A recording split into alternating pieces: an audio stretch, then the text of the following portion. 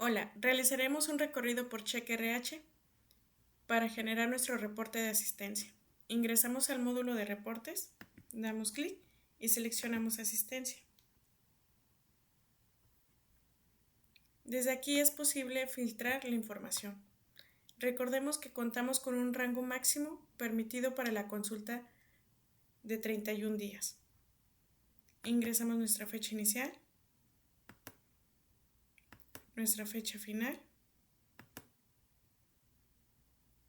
nuestro tipo ya sea de entrada, pausa, reanudar y salida. ¿Alguna sucursal en específico?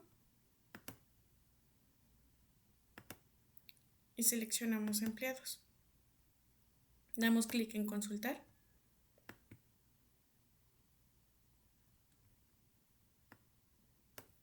Damos clic en exportar a Excel.